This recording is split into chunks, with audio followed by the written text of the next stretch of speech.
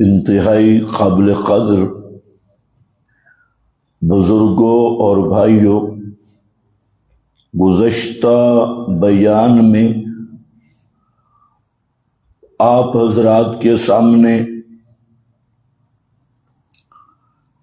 حقوق العباد کے متعلق چند باتیں عرض کی تھی، جن میں سب سے مقدم حق اور پہلا حق وہ والدین کا ہے۔ ماں باپ کے ساتھ ہر طرح حسن سلوک کرنا، ان کی خدمت کرنا، ان کے ساتھ نرمی سے پیش آنا، ان کی ہر ضرورت کو پورا کرنا، یہ اسی طرح فرض ہے جیسے نماز فرض ہے، روزہ فرض ہے، زکوٰۃ فرض ہے۔ تو اللہ تعالیٰ نے توحید کے بعد سب سے پہلا حق والدین کا بیان کیا، اور اسی طرح جب والدین دنیا سے چلے جائیں تو ان کے حق میں دعائیں کرنا اور ان کی طرف سے صدقہ جاریہ ایصال ثواب کرنا شرعی طریقے کے مطابق، یہ بھی اولاد کا حق ہے کہ والدین کے دنیا سے جانے کے بعد ان کی مغفرت کی دعائیں کرنا اور شرعی طریقے پر ایصال ثواب کرنا۔ ایک تو رسمی اور بدعی ایصال ثواب ہے، تو یہ ایصال ثواب نہیں ہے، یہ نرا عذاب ہے۔ جیسے کل شریف، کل خانیہ اور ختم شریف، طالب علموں کو جمع کر کے قرآن خوانیاں کرنا، اور ساتیں، جمعراتیں اور رسمی ریاکاری پر مبنی خیراتیں، یہ صرف شیطان کو خوش کرنے کے اعمال ہیں، ان کا ثواب نہیں ہے۔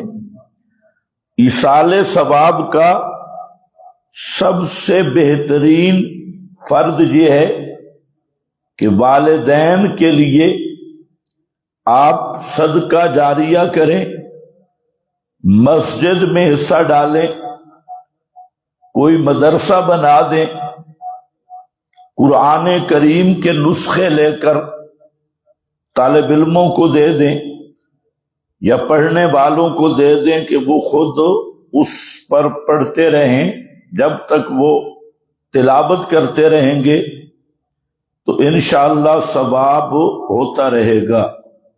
جب تک مسجد قائم رہے گی، مدرسہ قائم رہے گا، تو ثواب ہوتا رہے گا۔ تو یہ ایصال ثواب کا سب سے بہترین طریقہ ہے۔ اور جو لوگوں نے بنائے ہیں کل ساتیں، جمعراتیں، خیراتیں اور کئی اس قسم کے عنوان کی بدعات، رسومات، تو یہ مولوی اور وہ بھی اہل بدعت بلے پالنے والی بات ہے، اس پر ثواب نہیں ہوگا۔ تو بہرحال والدین کی زندگی میں بھی ان کے ساتھ حسن سلوک کرنا یہ فرض ہے، اور ان کی وفات کے بعد بھی ان کی خیر خواہی کرنا، اور ہر طرح جس شریعت کے مطابق ان کے لیے ایصال ثواب دعا کرنا، یہ اولاد پر لازم ہے۔ اور یہ سارا کام اخلاص پہ مبنی ہو اور اللہ رب العزت کی رضا کے لیے ہو۔ جہاں تک والدین کے ساتھ حسن سلوک کی آیات ہیں تو گزشتہ بیان میں نے اس کے عنوانات کی طرف اشارہ کر دیا تھا، تو احادیث بھی بہت زیادہ ہیں جس میں والدین کی عظمت اور والدین کی خدمت کے احوال کو مفصل بیان کیا گیا۔ رسول اللہ صلی اللہ علیہ وسلم نے فرمایا راغم انفہ ثم راغم انفہ ثم راغم انفہ، کہ اس آدمی کی ناک کٹ جائے، اس آدمی کی ناک کٹ جائے، خاک آلودہ ہو یعنی کٹ جائے، مراد ہے کہ وہ آدمی ذلیل اور خوار ہو گیا، برباد اور بے عزت ہو گیا۔ قیل من یا رسول اللہ، تو صحابہ نے عرض کی کس بدبخت کی بات ہے اللہ کے محبوب؟ 3 مرتبہ آپ نے فرمایا کہ وہ آدمی برباد ہو جائے، اس کی ناک کٹ جائے۔ یہ کون بدبخت آدمی ہے جس کے متعلق آپ یہ فرما رہے ہیں؟ تو فرمایا قال من ادرک والدیہ عند الکبر احدہما او کلیہما، یہ وہ بد نصیب آدمی ہے کہ جس کی زندگی میں موقع ملا کہ اس کے والدین ماں باپ دونوں کو بڑھاپے کی حالت میں اسے خدمت کا موقع ملا، یا 2 میں سے ایک والد یا والدہ وہ بوڑھی تھی اور اسے خدمت کا موقع ملا، اور لم یدخل الجنہ، اور یہ والدین کی خدمت کر کے پھر جنت حاصل نہیں کر سکا، یہ بڑا بدبخت آدمی ہے اور یہ ناک کٹا آدمی ہے۔ آپ اندازہ کریں، اس حدیث میں بالکل واضح ارشاد ہے کہ والدین کا بڑھاپا آپ کے لیے نعمت ہے، والدہ ہو والد ہو ان کی خدمت کرنا یہ جنت کے حصول کا ذریعہ ہے، اور جو آدمی اس آسان طریقے سے بھی جنت حاصل نہیں کر سکتا تو فرمایا کہ وہ آدمی اس کا ناک کٹ جائے اور تباہ برباد ہو جائے۔ اسی طرح حضرت عبداللہ فرماتے ہیں سألت النبی صلی اللہ علیہ وسلم ای العمل احب الی اللہ، میں نے نبی کریم علیہ السلام سے پوچھا کہ ای العمل، کون سا کام اللہ کو سب سے زیادہ محبوب ہے؟ احب الی اللہ، سب سے زیادہ محبوب کام وہ کیا ہے؟ قال الصلاۃ علی وقتہا، فرمایا نماز کو اپنے اوقات میں پڑھنا، یہ اللہ تعالی کو سب سے محبوب عمل، پہلا عمل نماز کی حفاظت کرنا، اور نماز کو اپنے اوقات پر پڑھنا، فی وقتہا۔ اس فی وقتہا میں یہ بھی بتا دیا، آج بعض ایسے فرقے نکل آئے، یوٹیوب کی پیداوار اور سوشل میڈیا کے چبل گروہ، انہوں نے کوئی روایت دیکھ لی تو ڈگ ڈگی بنانا شروع کر دی، بجانا شروع کر دی، اور یہ اب مستقل ایک مسئلہ بنا دیا کہ بغیر عذر سفر کے 2 نمازوں کو جمع کرنا یہ جائز ہے۔ یہ زیادہ تر یہ گندگی ان یوٹیوبروں جن کو آپ سنتے ہیں بڑے شوق سے وقت گزارنے کے لیے، جو ایمان کے ڈاکو ہیں، انہوں نے تمہیں بتا رکھا ہے کہ بغیر عذر کے، بغیر سفر کے دو نمازوں کو جمع کرنا بالکل جائز ہے، حالانکہ یہ نری ضلالت اور گمراہی ہے۔ یہ یاد رکھو، قرآن کریم نے نماز کے اوقات خود بیان کیے اور فرمایا کہ ان الصلاۃ کانت علی المؤمنین کتابا موقوتا۔ یہ نسکتی ہے کہ اللہ فرماتے ہیں کہ ہم نے نماز کو وقتوں میں فرض کیا ہے۔ ان الصلاۃ، بے شک نماز، کانت نماز ہے اپنے وقتوں میں فرض۔ اگر وقت نہیں تو نماز فرض ہی نہیں، جب فرض نہیں تو ادا کیسے ہوگی؟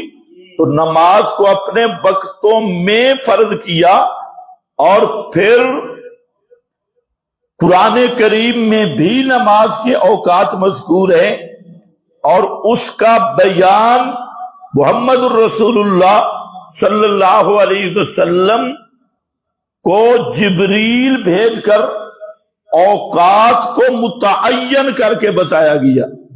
کتب حدیث میں حدیث جبریل مشہور ہے کہ معراج کی رات جب 5 نمازیں فرض ہوئی تو اگلی صبح سے جبریل آیا، 2 دن نبی کریم علیہ السلام کے ساتھ رہا، ایک دن نمازیں اول وقت میں پڑھائیں، دوسرے دن نمازیں آخر وقت میں پڑھائیں، اور پھر فرمایا الوقت بین ہذین، کہ نمازوں کے جو اوقات ہیں اس کا یہ بننا ہے، یہ حد ہے، اول وقت جہاں سے شروع ہوتا ہے اور آخر وقت یہ ہے، اس کے درمیان میں نمازیں پڑھنی ہیں۔ پھر جنگ احزاب میں نبی کریم علیہ السلام کی نماز چند نمازیں رہ گئی تو آپ بہت زیادہ پریشان ہوئے جنگ احزاب میں، اور پھر فرمایا کہ ملأ اللہ بیوتہم وقبورہم نارا، اللہ ان مشرکوں کے گھروں اور قبروں کو جہنم سے بھر دے، انہوں نے مجھے نماز سے روک دیا، میری نمازیں رہ گئیں۔ اگر بغیر، جہاں تو عذر بھی موجود تھا، بغیر عذر کے نمازوں کو جمع کرنا جائز ہو تو پھر پیغمبر کریم کیوں ان کے خلاف دعا کر رہے ہیں کہ اللہ یہ لعنتی ان کی وجہ سے میری نمازیں رہ گئی؟ پھر آپ نے اسی ترتیب سے نمازیں پڑھی اور آپ نے ان پہ غصہ کیا۔ تو معلوم ہوتا ہے کہ قرآن اور سنت کا حتمی اور اٹل فیصلہ یہ ہے کہ نماز اپنے اوقات میں ہوگی۔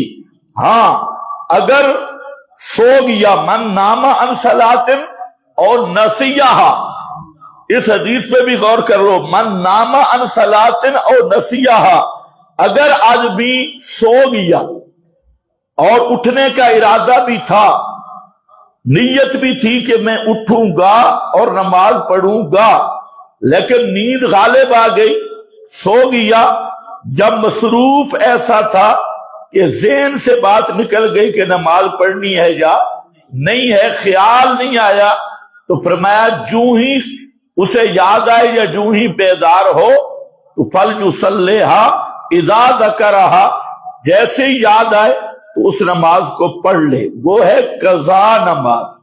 اگر نماز رہ گئی، جان بوجھ کے نہیں چھوڑی، متعمدن عمدن نہیں چھوڑی، لیکن رہ گئی، تو اب بعد میں جب بھی موقع ملے وہ نماز پڑھے گا۔ اور اس کی ترتیب یہی ہے، جو پکا نمازی ہے کہ مثلاً صبح کی نماز رہ گئی تو ظہر کی نماز سے پہلے صبح والی نماز پڑھ لے، ظہر کی رہ گئی عصر کی نماز سے پہلے ظہر والی نماز پڑھے، مغرب کی رہ گئی اسی ترتیب سے، جو قضا نماز ہے اس کو پہلے پڑھے اور جو ادا نماز ہے اس کو بعد میں پڑھے، ترتیب یہی ہے۔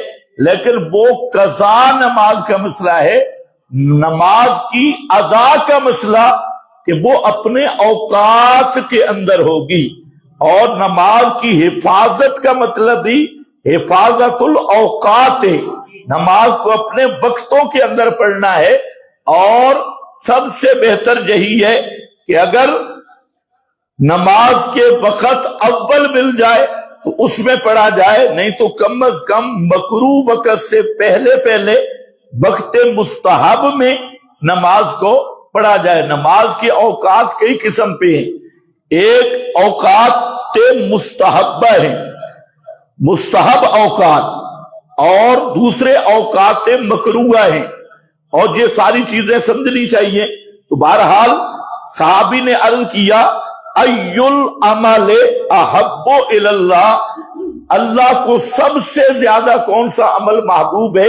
تو نبی کریم علیہ السلام نے فرمایا کہ الصلاۃ علی وقتہا، نماز کو اپنے وقت میں ادا کرنا یہ اللہ کو سب سے محبوب عمل ہے۔ آج کل تو مباحث نماز پڑھتے ہی نہیں نا، لیکن یہ مسئلہ نوٹ کر لو، جو متعمدن تارک الصلاۃ، جان بوجھ کے نماز کو چھوڑ گیا اور نماز کے قریب نہیں آتا، تو بڑے بڑے ائمہ کے نزدیک وہ کٹر کافر ہے۔ حضرت علی المرتضیٰ کا فتویٰ بھی یہی ہے، حضرت عبداللہ ابن مسعود کا فتویٰ بھی یہ ہے، حضرت امام احمد بن حنبل کا فتویٰ بھی یہی ہے، آج حنبلی علماء سعودی عرب کے جتنے مفتی ہیں ان کا بھی فتویٰ یہی ہے کہ جو جان بوجھ کے آمدن قصدن تارک الصلاۃ ہے تو وہ آدمی کافر ہو جائے گا، اس کا نکاح بھی ختم ہو جائے گا، اگر مر گیا اس کا جنازہ بھی نہیں ہوگا، اور اسے مسلمانوں کے قبرستان میں دفن بھی نہیں کیا جائے گا۔ یہ معمولی مسئلہ نہیں، اس لیے نماز سب سے اہم عبادت ہے، اور نماز ہی تعمیل ہے عہد توحید کی۔ توحید کا عہد اور میثاق وہ پکا ہوتا ہے نماز پر، اگر نماز ہی نہیں تو پھر نفاق ہے، پھر اخلاص نہیں، تو سب سے اہم چیز وہ نماز ہے۔ اس لیے اپنی قرآن مقدس میں 700 مقام ایسا ہے، 700 مقام، کسی عمل کی اتنی تاکید نہیں جتنی نماز کی تاکید کی گئی، اور پھر نماز کی حیت کو بیان کیا گیا، حافظوا علی الصلوات، حافظوا علی صلاتہم دائمون، ہمیشگی کرتے ہیں، اپنے نمازوں کی حفاظت کرو۔ کہیں فرمایا اقیم الصلاۃ، نماز کو قائم کرو، اور اگر نماز کی اقامت کر لو، نماز کو سمجھ کے پڑھنا شروع کر دو، اور کم از کم جب آپ نماز پڑھ رہے ہوں تو جو لفظ آپ کی زبان سے ادا ہو رہے ہیں ان کے معنی کی طرف توجہ کر لو کہ میں کس کے سامنے کھڑا ہوں اور کیا لفظ کہہ رہا ہوں۔ کم از کم درجہ ہے کہ معنی کی طرف توجہ رہے نماز میں، بس یہ چیز ہے تجھے اقامت الصلاۃ ہو جائے گی، اقامت الصلاۃ۔ اور یہ وہ نماز ہے تنہا عن الفحشاء والمنکر، جو بے حیائی سے روکتی ہے، منکر سے روکتی ہے، یہ وہ زندہ نماز ہے۔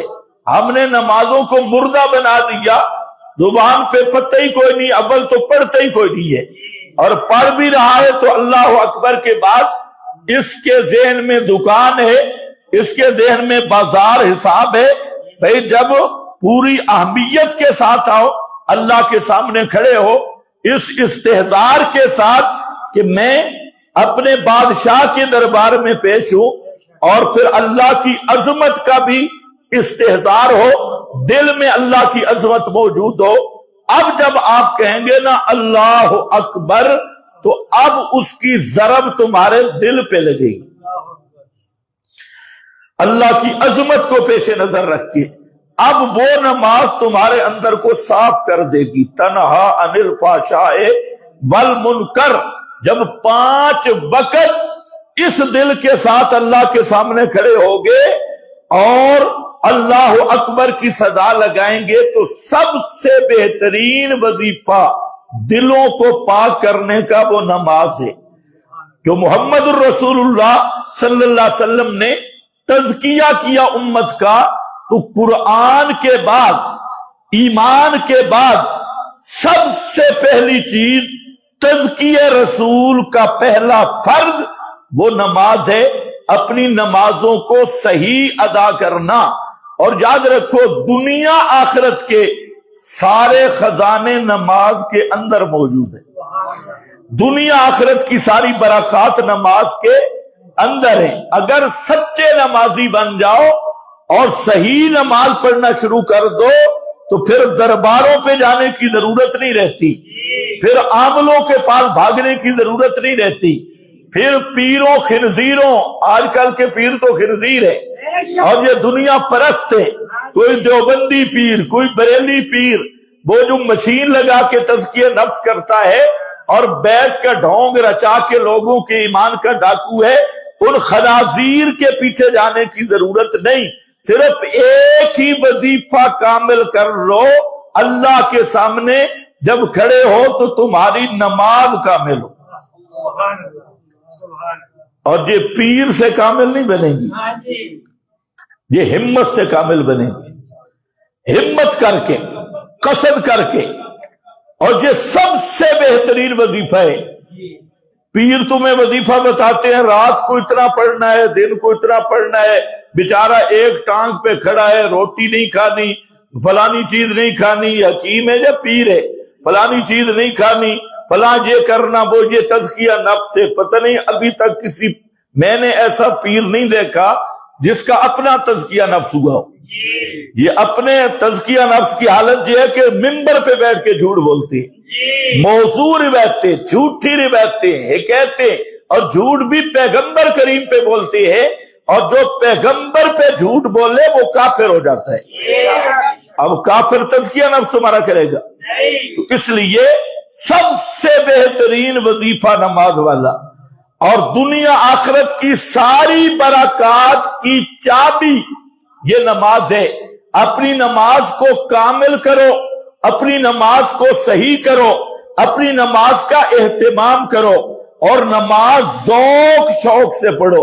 جب نماز کی طرف جاؤ پوری تڑپ کے ساتھ جاؤ، شوق اور ذوق کے ساتھ جاؤ، ایک ہی چیز کو اپنا لو، یہ ایسا وظیفہ ہے تمہاری دنیا بھی بن جائے گی، آخرت بھی بن جائے گی۔ سبحان اللہ، سبحان اللہ۔ نماز کو لوگ معمولی سمجھتے ہیں۔ سب سے ای العمل احبو، صحابی پوچھ رہا ہے سب سے اللہ کو محبوب عمل کیا ہے؟ فرمایا الصلاۃ لوقتها، وقت پہ نماز پڑھنا۔ لیکن یاد رکھو کسی بدعتی کے پیچھے نماز نہیں، کسی مشرک کے پیچھے نماز نہیں۔ بدعتی اور مشرک خود خنزیر ہے، اور خنزیر کو امام بناؤ گے تو کوئی نماز شماز نہیں ہے۔ کئی لوگ کہتے ہیں جی 27 کا ثواب ملے گا، 27 کا عذاب ملے گا بدعتی کے پیچھے، 27 کے ڈنڈے پڑیں گے مشرک کے پیچھے۔ بدعتی اور جو ملا اپنے آپ کو مواحد کہلوا کے مسئلے پہ پردہ ڈالتا ہے، وہ بھی اللہ کے ہاں لعنتی ہے، اس کے پیچھے بھی کوئی نماز نہیں۔ مسئلہ بڑا مشکل ہے۔ کتمان حق کرنے والا کون ہوتا ہے؟ لعنتی۔ بولو، جو مسئلے کو گڑبڑ کرے وہ کیا ہوتا ہے؟ لعنتی۔ میں نہیں کہہ رہا، قرآن کہہ رہا ہے اولئک یلعنہم اللہ الذین یکتمون ما انزلنا من البینات والہدی من بعد ما بیناہ للناس۔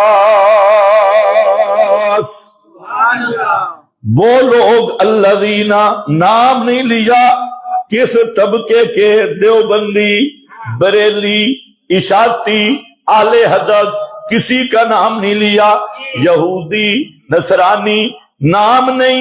الذین، وہ مولوی حضرات، وہ پیر صاحبان، یکتمون، جڑا مسئلہ چھپا لیندے اور مسئلہ واضح بیان نہیں کرتے، چھپاتے ہیں۔ اور مسئلہ بھی کس کا؟ میری آیات بینات کا۔ اور مسئلہ وہ جو میں نے عام لوگوں کے لیے بیان کیا، بیناہ للناس اولئک یلعنہم اللہ۔ یہ کعبہ میں کھڑا ہو تب بھی اس پر خدا کی لعنت ہے، مسجد میں ہو تب بھی خدا کی لعنت، مصلی پہ ہو تب بھی خدا کی لعنت۔ مسئلے کا چور ملا، مسئلے میں تلبیس کرنے والا پیر اور ملا اللہ کے دربار میں سب سے بڑے لعنتی ہے، اور ان کو لعنتی قرآن کہہ رہا ہے اور اس پہ لعنت برس رہی ہے۔ تو پیچھے کہتا ہے پیچھے اس شیطان دے، اللہ اکبر، پیچھے اس ملعون دے، اللہ اکبر، پیچھے اس لعنتی دے، اللہ اکبر۔ معنی تو یہی بنتا ہے، پیچھے اس امام کا معنی کیا بنے گا؟ پیچھے اس خنزیر دے، اللہ اکبر، خنزیر کو امام بنانا۔ تو آپ خود فیصلہ کر لیں۔ آپ تو کہتے خیر ہے، ادھر بھی ہو جاتی ہے ادھر بھی ہو جاتی ہے، کہتے ہم نے تو اپنی نماز پڑھنی ہے جی۔ ہاں بھائی، اپنی نماز پڑھنی ہے، تیرا ڈرائیور ہی غلط ہے، تیرا امام ہی لعنتی ہے تو تو بھی لعنتی ہے۔ 1000 دفعہ توحید کا نعرہ لگا۔ یہ تلبیس نہ کر، کتمان نہ کر، سب سے زیادہ ضروری ہے اپنے ایمان کی حفاظت کر۔ ہاں، تماشا نہ بنا دین کے ساتھ، یہ مذاق ہے اور نفاق ہے کہ ہر طرف منہ مارنا۔ کوئی بدعتی کھڑا ہو گیا، اللہ اکبر، مشرک کھڑا ہو گیا، اللہ اکبر، تو یہ پیغمبر کے دین کے ساتھ مذاق ہے، استہزاء بالآیات ہے۔ تو اس لیے میرا بھائی، نماز کی حفاظت کر۔ اگر ایسی جگہ پہ رہ رہا ہے جہاں مباہدین کی مسجد نہیں، اول تو تجھ پہ لازم ہے کہ وہ علاقہ بھی چھوڑ دے۔ کس نے کہا کہ تو وہاں مکان بنا کے رہے؟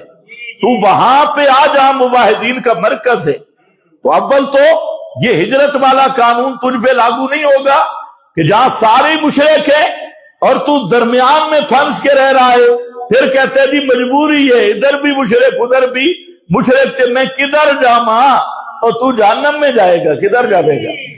تجھے کس نے کہا کہ تو پھنس کے رہے؟ ارض اللہ واسعہ، اللہ کی زمین وسیع ہے۔ یہی حکم صحابہ کو ہوا، مکہ چھوڑو چلو مدینہ۔ آج بھی یہ ہجرت کا حکم اس طرح کی ہجرت کا باقی ہے جہاں ایمان بچانا ناممکن ہو جائے، ہر طرف کفر، شرک، بدعت کا ماحول ہے، تیری اولاد غلط ہو رہی ہے، تو خود نہیں بچ سکتا کفر اور شرک سے، اور برادری میں تو ایسا پھنسا ہوا ہے، تو تجھ پہ پہلے تو لازم ہے کہ اپنا علاقہ چھوڑ اور موحدین کے علاقے میں ہجرت کر۔ اور اگر کوئی مجبوری ہے، اس کا سوال ضرور ہوگا کہ تو کیوں اس محلے میں رہا جب تو اپنا دین ہی نہیں بچا سکا۔ اور اگر مجبوری ہے تو اکیلا گھر میں کھڑے ہو کے اذان بھی دے، اقامت بھی کہے، کلا نماز پڑھ، اکیلا نماز پڑھ، انشاءاللہ اگر اخلاص ہوا تو پورا 27 کا ثواب ملے گا، اور مشرک اور بدعت کے پیچھے پڑا تو 27 کا عذاب ملے گا۔ ثواب نہیں، فرض ہوا ہی کوئی نہیں، ایسے تو نے ٹریننگ کی ہے۔ تو فرمایا پہلا کام یہ ہے، احب اللہ الصلاۃ علی وقتہا، قال ثم ایون، اس کے بعد کون سا عمل ہے جو اللہ کو سب سے زیادہ محبوب ہے؟ دیکھو صحابہ کا ذہن بھی دیکھو، دنیا کے بارے میں سوال نہیں کرتے، اور صحابہ کی جو مسابقت ہوتی تھی وہ دین کے معاملہ میں، ریس کس میں کرتے تھے؟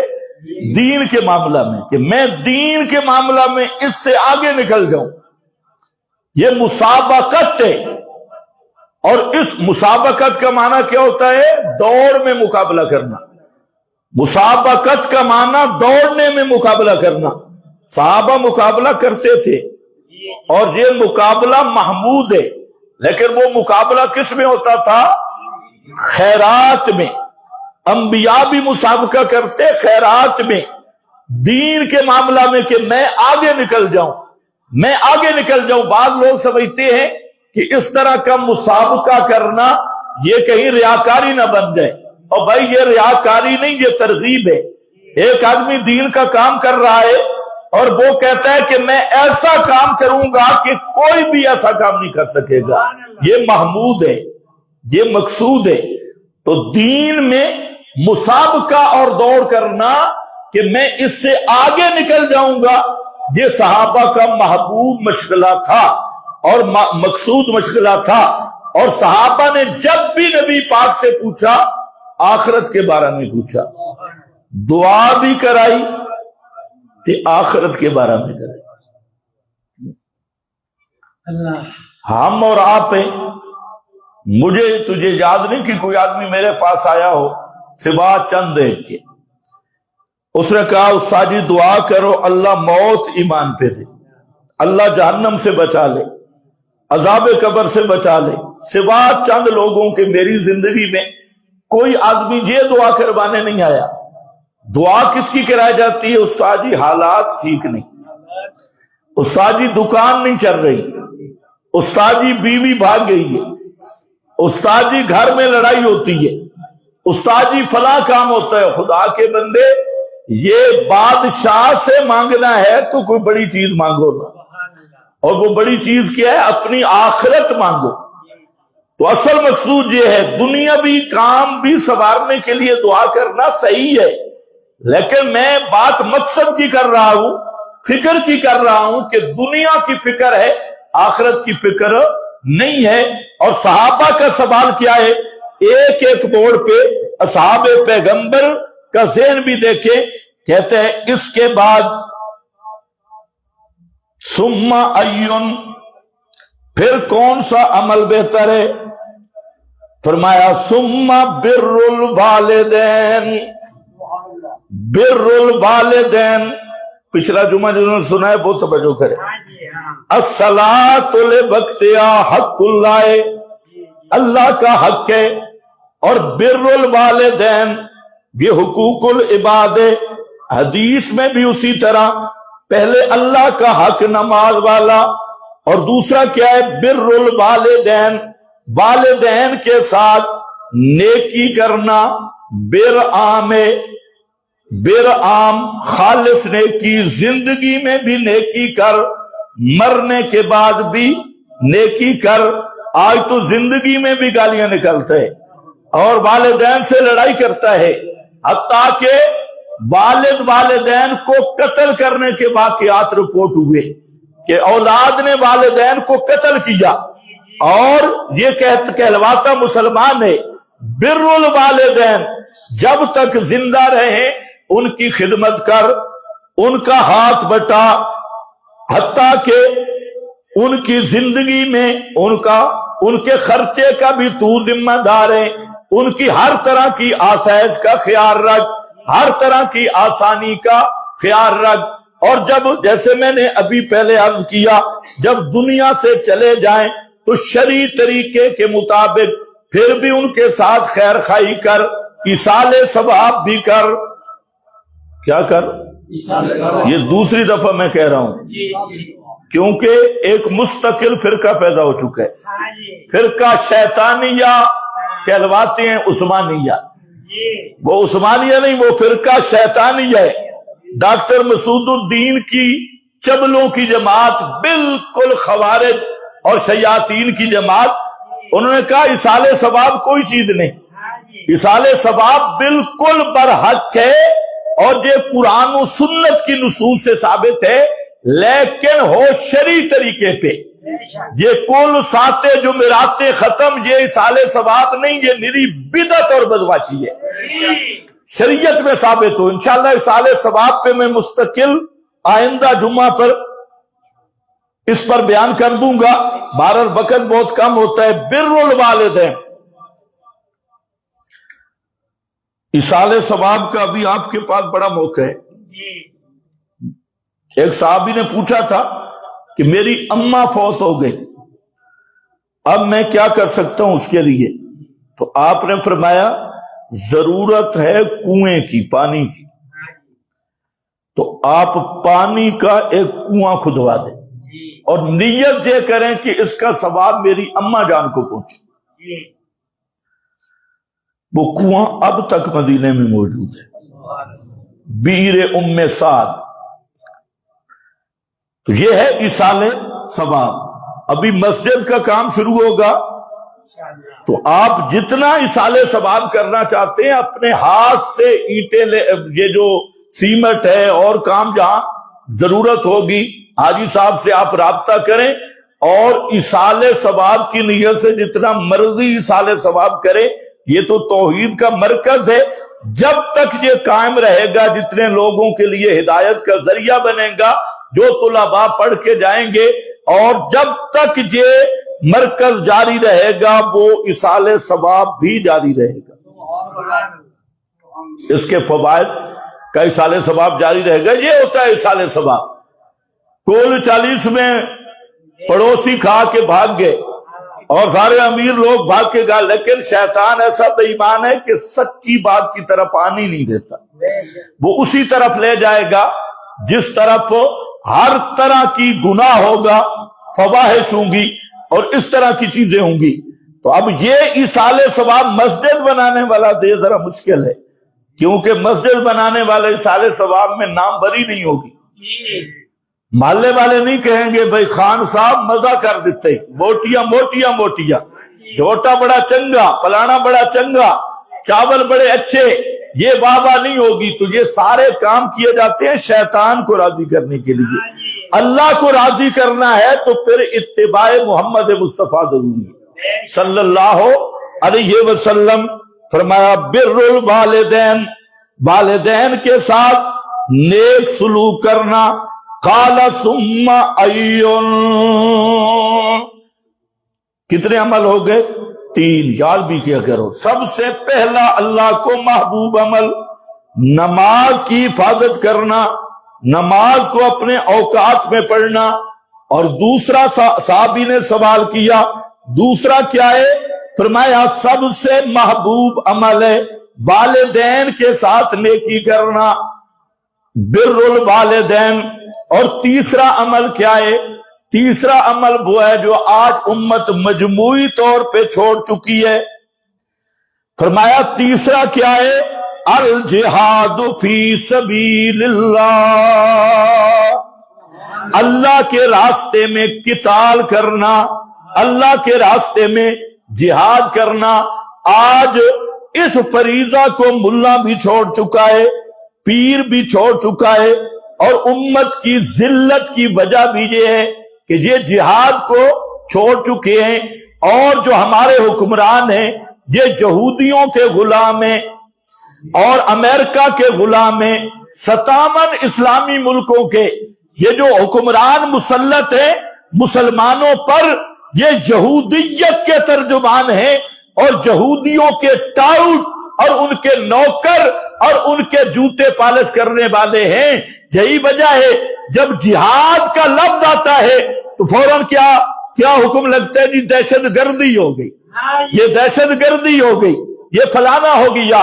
حالانکہ یہ کام یہود و نصارہ نے شروع اس لیے کیا، انہیں پتا ہے کہ اسلام کی سر بلندی کا ایک ہی راز اور ایک ہی ظاہری سبب ہے، اور وہ ہے اللہ کے راستے میں جہاد کرنا۔ جہاد روٹیاں کھانا نہیں ہے، جہاد مٹر کاٹنا نہیں، جہاد ریبنڈ والا بسترا سر پہ پیٹھ پہ اٹھا کے ریبنڈ کی لوفری کرنا نہیں، جہاد ہے ہتھیار اٹھا کے میدان جنگ میں آنا۔ آج تو جہاد یہی بن گیا نا کہ آلو مٹر کاٹنا۔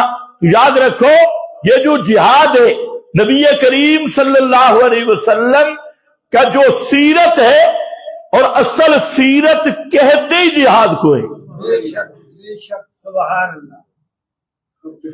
سیرت کس کو کہتے ہیں؟ علماء موجود ہیں، کتاب السیر میں کیا بیان ہوتا ہے؟ حدیث کی کتابیں اٹھا کے دیکھیں، کتاب السیر میں کیا بیان ہوتا ہے؟ جہاد، قتال۔ تو اگر خلاصہ نکالا جائے تو پیغمبر کریم کی پوری سیرت 2 چیزوں پر مشتمل ہے۔ میں بار بار اس لیے بیان کرتا ہوں کہ ملا یہ بیان نہیں کرتے، ایک قرآن اور دوسرا جہاد۔ قرآن اور جہاد، دعوت قرآن کے ذریعے، دعوت کا نصاب قرآن ہے اور نفاذ توحید، اقامت توحید اس کا ذریعہ جہاد ہے۔ اگر پیارے پیغمبر کی 23 سالہ زندگی دیکھنی ہے، یہ ملا جھوٹ بول رہے ہیں اور پیر بھی جھوٹ بول رہے ہیں، آپ کی ایسی سیرت بیان کرتے ہیں جیسے معاذ اللہ نعوذ باللہ ذہن میں یہ تصور آئے عجم کے کوئی پیروں کی سیرت ہو اور عجمی مولویوں کی سیرت ہو یا عجمی شیخ الحدیث یا محدث اعظم یا شیخ الاسلام کی سیرت ہو۔ خبردار، پیغمبر کے لیے یہ تصور کرنا بھی کفر ہے۔ آپ امیر المجاہدین ہیں، تمہارے سامنے پتہ نہیں کون سی سیرت کی کون سی کتاب پیش کی گئی۔ قرآن یہ آپ کی دعوت ہے اور اس دعوت کا نفاذ وہ جہاد اور آپ کی تلوار ہے۔ نبی کریم علیہ السلام جب دنیا سے گئے، پوچھو علماء سے، آپ کے استعمال کی چیزوں میں انبیاء کا ترکہ تو ہوتا نہیں، نہ وراثت جاری ہوتی ہے مال میں۔ آپ جو چیزیں استعمال کرتے تھے، پوچھو علماء سے، پتہ آپ کو بھی پتہ نہیں ہے یا نہیں کہ آپ کے گھر سے کیا کیا چیزیں نکلی تھی۔ ایک عدد تسبیح، سوال ہی نہیں پیدا ہوتا۔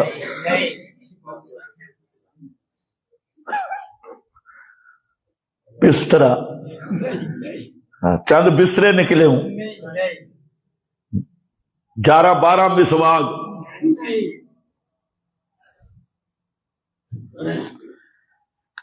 کیا نکلا تھا؟ 3 کپڑے تھے اور 11 تلواریں تھی۔ کتنی تلواریں؟ 11۔ بولو اب 11ویں والے وہ بھی بولے، کتنی تلواریں؟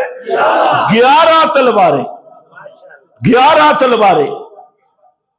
یہ پیغمبر کریم دنیا سے چلے تو آپ کے پاس 11 تلواریں تھی، 11، 3 جوڑا کپڑے کے اور 11 تلواریں ہیں۔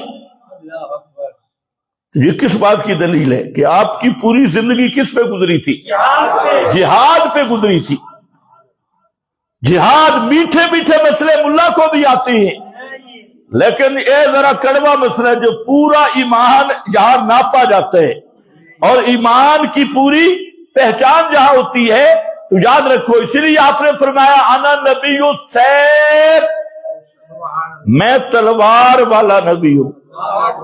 اور آپ کی جو پیشین گوئیاں بھی آئی ہے، آج بھی انجیل اٹھا کے دیکھو، جہاں نبی آخر الزمان کے آمد کے تذکرے ہیں، وہاں آج بھی لکھا ہوا ہے کہ نبی آخری جو آئے گا احمد، وہ آتشی شریعت والا نبی ہوگا۔ وہ آتشی شریعت، آتشی سمجھتے ہو؟ آتشی شریعت، یہ اردو ترجمہ انجیل کا پڑھ رہا ہوں۔ آتشی شریعت، اور اسی آتشی شریعت کا نام قتال اور جہاد ہے۔ وہ جہاد والا نبی ہوگا۔ تو اس لیے یاد رکھو کہ پیغمبر کریم کی پوری زندگی جہاد کرتے گزری ہے۔ آپ دنیا سے چلے، ملا سے پوچھ لو، 11 تلواریں آپ کے کمرہ سے برآمد ہوئی اور 11 تلواریں ان پہ سونا چڑھا، ان پہ چاندی چڑھا ہوا تھا، ان پہ چاندی چڑھا ہوا تھا اور آپ نے صحیح سنبھال کے رکھی ہوئی تھی۔ حجرے کی دیوار پہ تو آپ نے کپڑا بھی نہیں ڈالنے دیا، لیکن وہ جو تلواریں تھی اس پہ کیا چڑھا ہوا تھا؟ معلوم ہوتا ہے صحیح آپ کو سب سے محبت ہی تلوار سے تھی، جہاد سے تھی۔ اور پھر آپ نے فرمایا، ایک وقت ابو داؤد شریف میں حدیث ہے، ایک وقت آئے گا کہ ساری اقوام عالم تم پہ اس طرح ٹوٹ پڑیں گی جیسے دسترخوان پہ لوگ آتی، تمہارے سارے معاشی وسائل، تمہارے سارے جتنے بھی وسائل ہیں ان پہ قبضہ کرنے کے لیے وہ دسترخوان سمجھ کے ٹوٹیں گے۔ تو صحابہ کرام حیران ہو گئے کہ یہ کیسے ہو سکتا ہے، دشمن تو اتنا ڈرپوک ہے اور وہ مسلمانوں پہ ٹوٹے گا جیسے دسترخوان پہ بلایا جاتا ہے۔ تو صحابہ کرام نے حیران ہو کے پوچھا کہ من قلت یومئذ، اللہ کے رسول اس وقت ہم تھوڑے ہو جائیں گے؟ فرمایا نہیں، کلمہ پڑھنے والے تو بہت ہوں گے، کلمہ گو ہوں گے، اور کلمہ گو اور کلمہ شو، یہ کلمہ گو بھی ہوں گے اور کلمہ شو بھی ہوں گے، کلمے کا شو کرنے والے اور کلمہ گو ہوں گے۔ لیکن فرمایا تمہارے اندر وہن آ جائے گا، وہن، اور وہ وہن کیا ہے؟ حب الدنیا، دنیا کی محبت، اور کراہیت الموت، موت سے بھاگنا اور دنیا کی محبت۔ جب دنیا کی محبت آ جائے گی اور موت سے کراہیت آ جائے گی تو کافر دلیر ہو جائیں گے اور وہ تم پہ ٹوٹ پڑیں گے۔ خدا کی قسم یہ 1400 سال پہلے میرے نبی نے فرمایا تھا، آج ہم اس کو اپنی آنکھوں سے دیکھ رہے ہیں، آج آنکھوں سے دیکھ رہے ہیں۔ اور 18 مہینے گزر گئے، غزہ پہ آج تک بمباری جاری ہے، اور اسرائیل یہودی شیطانی نسل اب تک اپنی اسی بدماشی پہ قائم ہے، میثاق بھی توڑ دیے، عہد بھی توڑ دیے، اور یہ وہ یہودی ہیں کہ پیغمبر کریم سے بھی کئی کیے ہوئے عہد توڑے، میثاق توڑے، آج بھی عہد و میثاق توڑ چکے ہیں، اور اندھا دھند بمباری، اندھا دھند، یعنی دنیا میں اس کی کوئی مثال نہیں، لیکن 57 اسلامی ملک ہے۔ یہ مذمت بھی پوری نہیں کر سکتے کیونکہ سارے امریکہ کے غلام ہیں۔ اب آپ کا کیا خیال ہے کہ محترم جناب امیر المومنین شہباز شریف اور امیر المومنین مریم امیرت المومنین یہ جہاد کریں گے؟ یہ کیوں آج کہا جا رہا ہے اسرائیل کی مصنوعات سے بائیکاٹ کرو، فلاں سے بائیکاٹ کرو؟ او بھائی یہ بھی کرو، لیکن یہودیوں کی جمہوریت سے بائیکاٹ کب کرو گے؟ یہ جو پورا نظام تم پہ مسلط ہے جمہوریت کے نام پہ، اور اسی نظام کی وجہ سے آج کا حکمران بے غیرت بن چکا ہے، اسی نظام کی وجہ سے شہباز شریف جیسا وزیر اعظم بن چکا ہے، مریم نواز جیسی بدنام زمانہ وہ تمہاری وزیر اعلیٰ بن چکی ہے، کوئی کرکٹر اٹھ کر وہ تمہارا امیر المومنین بن جاتا ہے۔ دنیا کے سارے چور چپکے، یہ سارے چور اور ڈاکو یہ تم پہ حکمران جب بن جاتے ہیں تو پھر یہ امریکہ کے غلام بن سکتے ہیں، اسرائیل کے نوکر بن سکتے ہیں، یہ محمد الرسول اللہ کی امتی نہیں ہوتے۔ رسول اللہ کی امت کے ایک حصے پہ اتنا ظلم ہو اور ان بے غیرتوں کو آرام سے شرابوں کبابوں اور بستروں پہ نیند آئے تو تم بھی اتنے سادے لوگ ہو، پھر سمجھ نہیں سکتے کہ یہ اندر یہ بھی یہودی ہیں اور اندر کے یہ بھی بدماش، ان میں بھی رتی جتنا ایمان بھی نہیں۔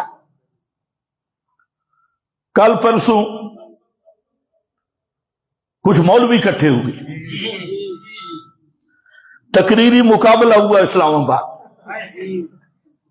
جمہوریے اکٹھے ہوئے، بزرگوں کا تقریری مقابلہ تھا، چن چن کر جملے اور درد مصنوعی آنسو ایک ایک دیکھو، یہ سارے نہیں حکمرانوں کے ٹاؤٹے، اور سال کے بعد، سال سے زیادہ عرصہ گزر گیا، یہ پہلے بھی جمع ہوئے تھے، یہ امت کے رہنما ہیں، کھل کر جہاد کا فتویٰ بھی نہیں دے سکے، بس دبے لفظوں میں حکمرانوں پہ جہاد فرض ہو جاتا ہے، فلاں پہ فرض ہو جاتا ہے. یہ بھی تقریباً 18 مہینے گزرنے کے بعد شیوخ الاسلام کو فتویٰ یاد آ گیا بھئی جہاد کیا ہو گیا، فرض ہو گیا، اور تقریری مقابلہ کر کے بڑی وارننگ کیا دی کہ آئندہ انشاءاللہ ہم ریلی کے لیے تمہیں بلائیں گے، آ جانا. آگے عوام کہتی ہے نعرہ تکبیر، نعرہ تکبیر. او بزرگوں، جہاں نعرہ لگانے کی کیا ضرورت ہے؟ اگر تم مخلص ہوتے خدا کی قسم، ایک طرف تو دعوے 25 لاکھ علماء کا رہبر رہنما، یا 50 لاکھ، تو میں تمام علماء کو کسی فرقے کی بات نہیں کر رہا، سارے علماء اپنوں کو بھی اور دوسروں کو بھی کہتا ہوں خدا کی قسم، اگر تم مولوی حلال کھانا شروع کر دو اور کل سے تم اکٹھے ہو کر ایک مسئلے پر بالاتفاق حکومت کو وارننگ دو کہ یہ جو فوجیں رکھی ہیں یہ اپنوں کو مارنے کے لیے ہے، یا یہودیت کے مقابلے میں بھی یہ کام دے سکتی ہے، امریکہ کے مقابلے میں بھی دے سکتی ہے. ایک ہی تحریک یہ ملا کو چلانی چاہیے اور پورا ملک بند کر دینا چاہیے. جب تک ہماری فوج اسرائیل کے مقابلہ میں غزہ کے مظلوم مسلمانوں کی حمایت میں جائے گی نہیں، اس وقت تک پورا ملک جام کر دو. اور یہ شہباز شریف جیسے شتونگڑے کو اس کو بھی پکڑ لو تو پھر کوئی بات بنتی ہے. کہتے ہم وہاں جا نہیں سکتے، تم جہاں تو موجود ہو، کم از کم اپنے حکمرانوں کو تو تیار کرو. یہ حکمران جلسوں سے تیار ہوں گے، مذمتی بیانوں سے؟ یہ نیتن یاہو سے بھی زیادہ بے ایمان ہے، اتنا وہ بدماش نہیں جتنا یہ ہے. تو اس کا ایک ہی حل تھا. میں خوش تھا کہ یہاں سارے علماء اکٹھے ہو رہے ہیں، سال پہلے بھی ہوئے تھے، تو اب کوئی اعلان جاری کریں گے، حکومت کو انتباہ الٹیمیٹم دیں گے کہ اتنے دنوں تک فوج وہاں غزہ میں پہنچنی چاہیے، ورنہ اینٹ سے اینٹ تمہاری بجا دیں گے، ملک کی نہیں. ان ملک پہ قابض شیطانی ٹولے کی اس کی اینٹ سے اینٹ بجا دیں گے. تمہیں اس بات پہ تو شرم نہیں آتی؟ تم نے فوج کو اپنے عوام کے قتل عام پہ لگایا ہوا ہے، اور جہاں امت کا پورا حصہ کٹ رہا ہے. تمہارے ایٹم بم کس لیے ہیں؟ تمہارے میزائل کس لیے ہیں؟ تمہارا یہ 10 لاکھ کی فوج کس لیے ہے؟ اگر یہ غزہ کے مظلوم مسلمانوں کا دفاع نہیں کر سکتی تو پھر اس فوج کو رکھا صرف ملک لوٹنے کے لیے. اس فوج کا کیا فائدہ؟ ان جرنیلوں کا کیا فائدہ؟ تو اس لیے بس یہی ہے، فوجی سیمر تے فوجی برگر. اس لیے فوج یہ پاکستان ہے. پاکستان اسلام کے نام پہ وجود آنے والی ریاست ہے، اور یہی وہ ریاست ہے جو اسلام کے نام پہ بارد وجود میں آئی، اور یہ وہ اسلامی ریاست تھی جس کے لیے لاکھوں لوگوں نے قربانیاں دی، اور یہ وہ ریاست ہے جو لا الہ الا اللہ کی بنیاد پہ حاصل کی گئی، اور 200 سال تک اہل اسلام اور مجاہدین کی قربانیوں کی داستان کا یہ نتیجہ ہے. اس لیے آج کا یہ قابض طبقہ یہود و نصارہ کی ایجنٹی کرنے والا، تو علماء حضرات سے میری گزارش یہ ہے سب کے سب جمع ہو، اور تم وہاں نہیں پہنچ سکتے، پاکستان میں موجود ہو. ایک ہی مطالبہ ہونا چاہیے کہ پورا ملک جام کر دیں گے، بند کریں گے. جب تک فوج غزہ میں نہیں جائے گی تو ملک کو ہم نہیں کھولیں گے. لیکن یہاں بولنا بھی مشکل ہے. تو ریلیوں شیلیوں کے دھوکے نہ دو. وہ ایک طبقہ ہے کہتے ہیں ہمارے استنجے سے اسرائیل ہل جاتا ہے، ہمارے استنجے سے امریکہ ہل جاتا ہے، اور وہی اسی کا دوسرا نتیجہ ہے کہ ہمارے احتجاج کرنے سے اور ہماری ریلی نکالنے سے نیتن یاہو ڈر جائے گا، ٹرمپ جیسا خنزیر ڈر جائے گا. اور میرا بھائی پہلے کم از کم 57 اسلامی ملکوں میں کوئی ایک بھی مسلمان ہوتا، کاش ایک بھی کوئی غیرت والا حکمران ہوتا. خدا کی قسم اسرائیل چیز کیا ہے؟ اتنا سا ٹکڑا ہے، اتنا سا ٹکڑا. 80 لاکھ मुसलमानों की फौज है 80 लाख। तो दुआ करो अल्लाह इनको भी ईमान नसीब करे। असल दुआ यही है, इनको भी अल्लाह, और अल्लाह अमरीकी यहूदी गुलामों से हमारी जान छुड़ाए।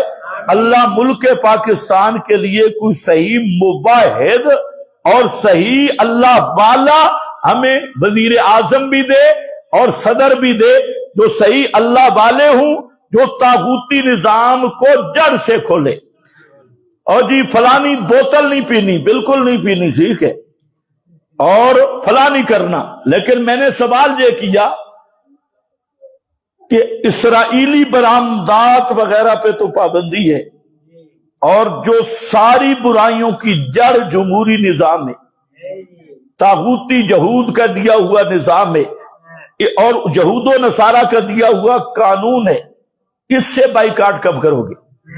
जब तक इससे बाइकाट नहीं होगा फिर तुम्हारी मुनाफकत है, और तुम्हारी सिर्फ वोट हासिल करना, फलस्तीन के नाम पे अपना वोट वो बनाना और बैंक बनाना, यही तुम्हारा खाता है और कुछ हो नहीं सकता। तो खैर, तीसरा अमल क्या है? अल जिहाद फी सबीलिल्लाह, अल्लाह के रास्ते में किताल करना।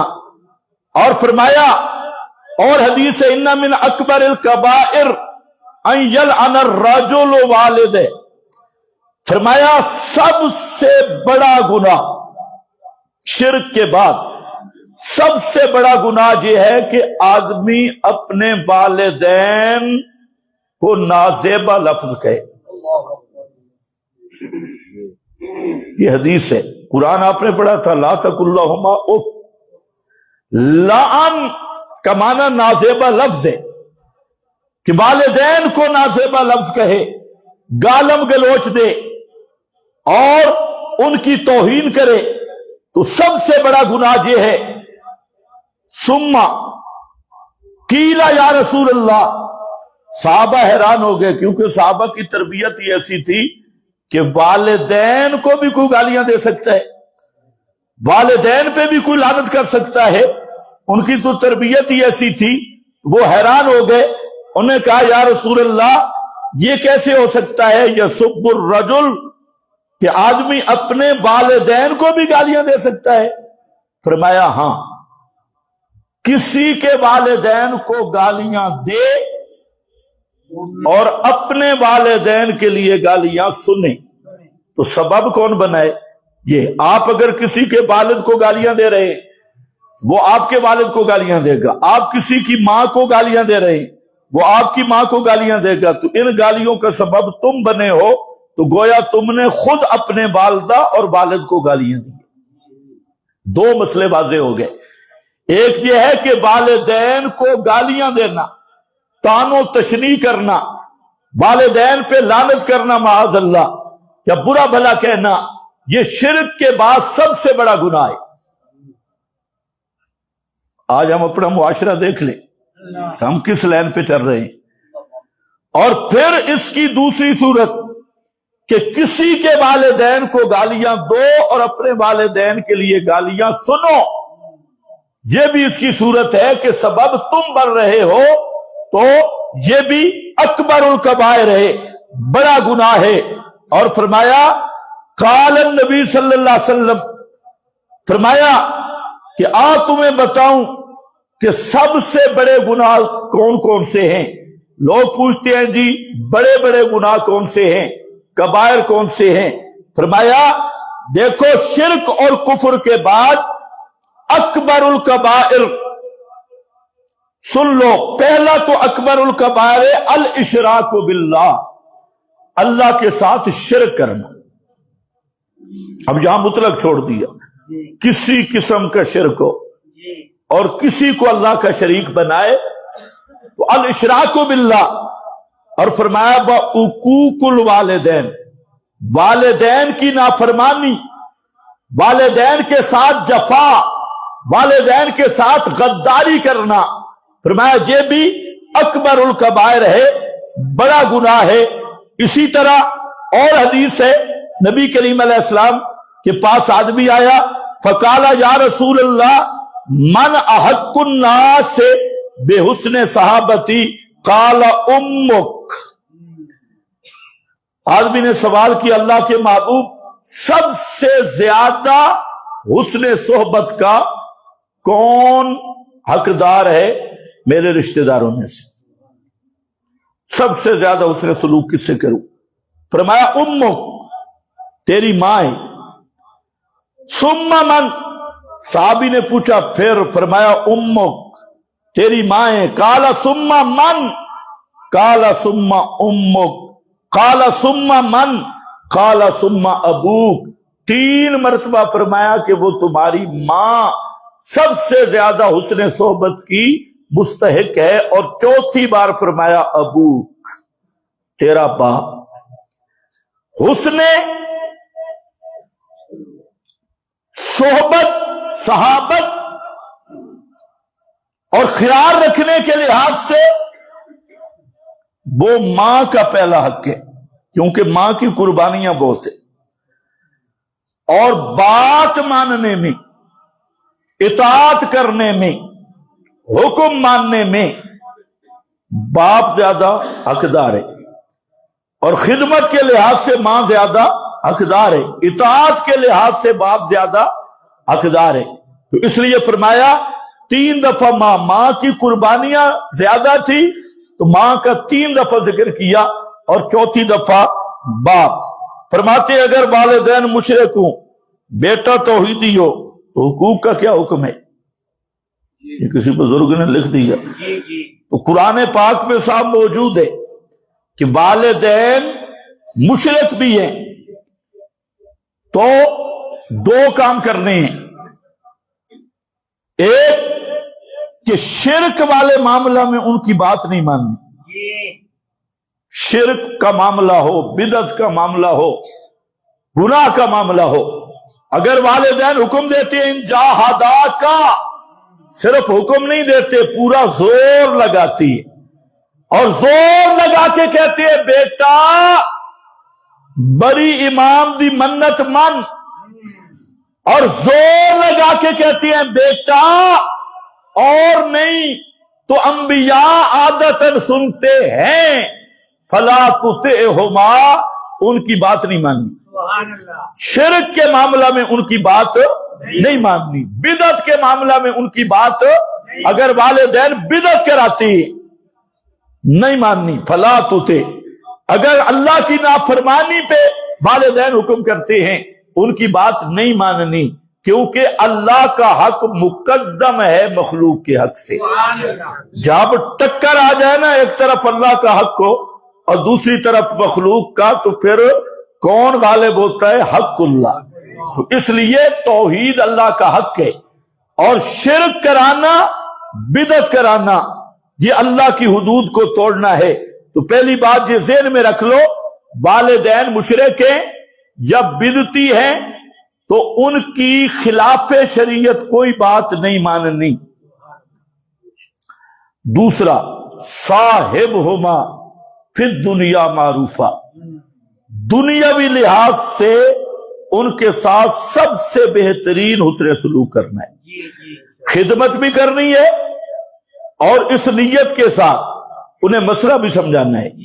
سب سے بڑی خیر خواہی ہے ان کی بہترین خدمت کرو، صاحبہما فی الدنیا معروفہ، ان کے ساتھ اچھا حسن سلوک کرو، خدمت کرو، ان کی تیمارداری کرو، بیمار ہیں ان کو علاج کرواؤ، پیسے کی ضرورت ہے انہیں پیسہ دو، لیکن ساتھ مسئلہ بھی بیان کرو، جیسے حضرت ابراہیم نے بیان کیا تھا۔ یہی تو اللہ نے نمونہ پیش کیا۔ والد بھی اگر راہ راست پہ نہیں تو بیٹا اس کو دعوت دے، جیسے حضرت ابراہیم نے دعوت دی ہے۔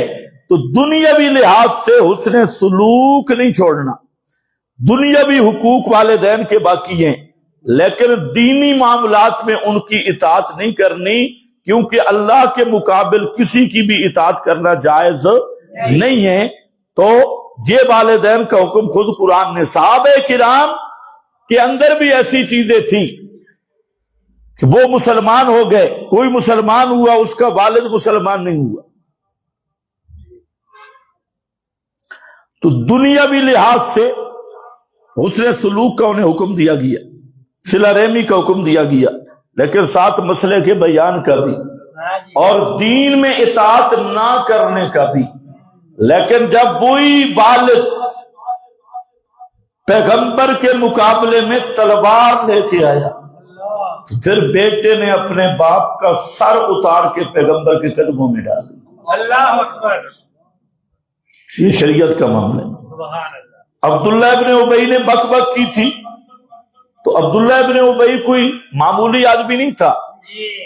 یہ عبداللہ ابن ابی تم نے تو پتہ نہیں کیسا سنا ہے، یہ سارے یثرب والے جو مدینے کا پہلا نام ہے، سارے متفق ہو گئے تھے اور عبداللہ ابن ابی کو اپنا وزیر اعظم بنا رہے تھے۔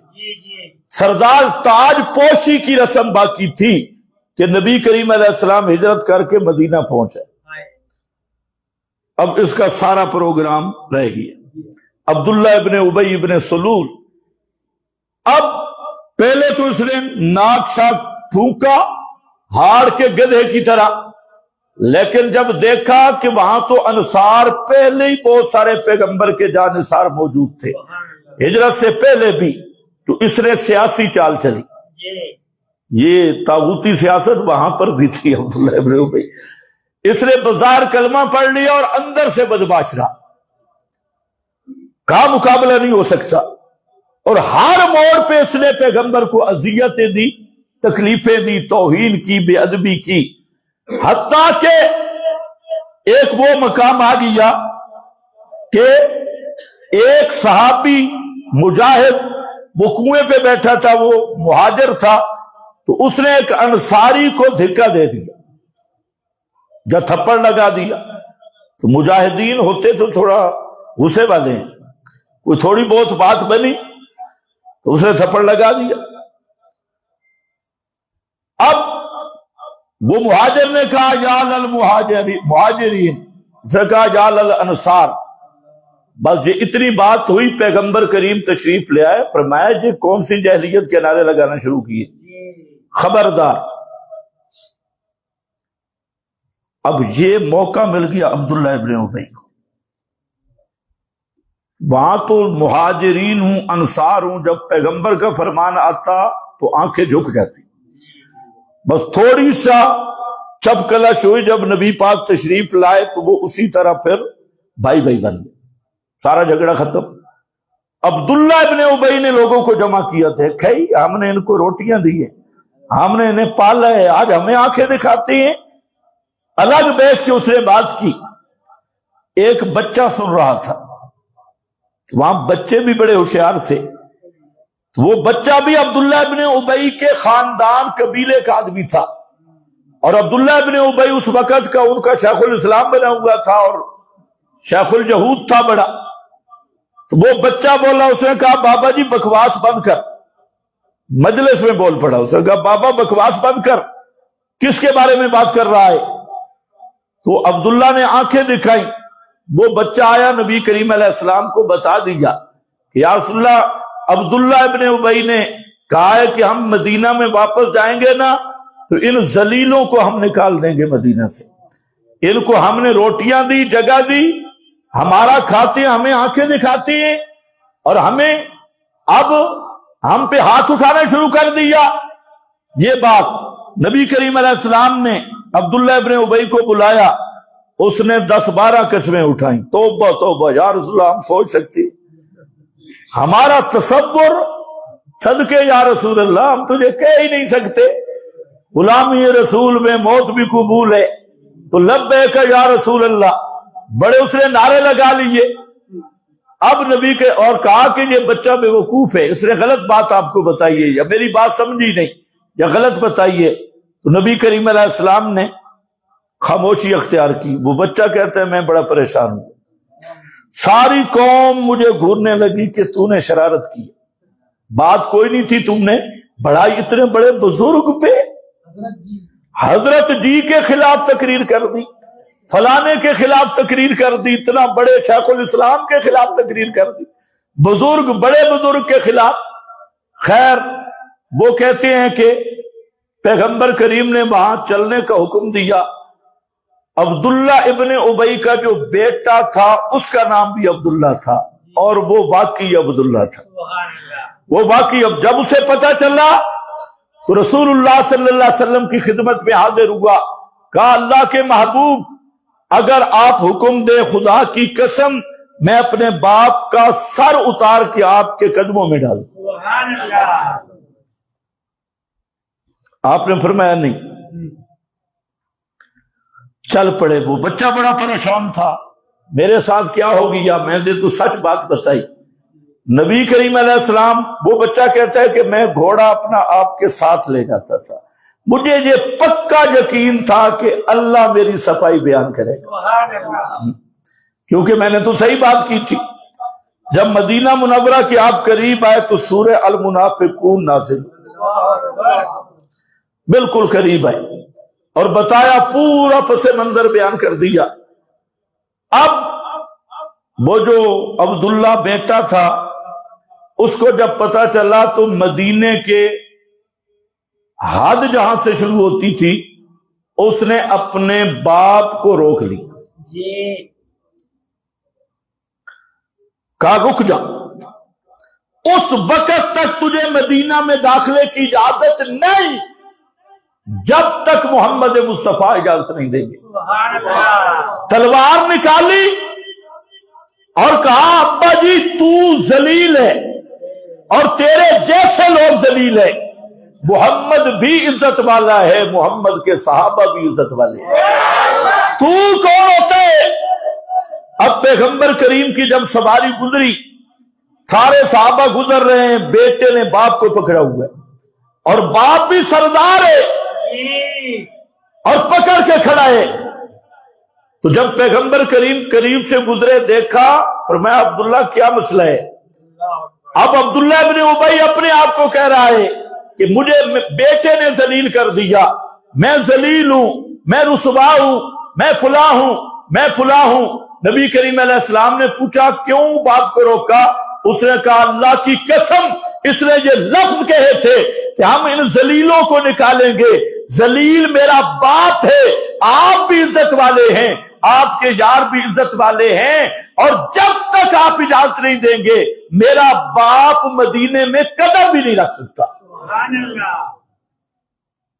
माशाअल्लाह। पैगंबर करीम ने फरमाया, छोड़ दो इसे, जाने दो। अर्ज करने का मकसद ये है, वालिदैन की पूरी खिदमत करो, हर तरह खैर खाई करो, और यही निजात, यही सआदत है। जब जिंदा हूं तब भी उनकी खिदमत करो, जब मर जाएं तब भी जो उनके हुकूक है शरीयत के मुताबिक उनको पूरा करो, और सारी जिंदगी उनके लिए दुआएं भी करो, उनके लिए इसाले सवाब भी करो। और इंशाअल्लाह एक दुनिया में भी फायदा होगा।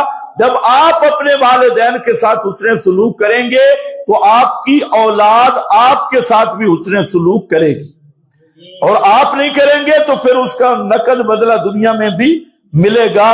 तो अलबत्ता जहां शरीयत और वालिदैन का तसादुम आ जाए, अब शरीयत मुकद्दम है और वालिदैन को भी पीछे कर देना है। आखिर दावाना अल्हम्दुलिल्लाह।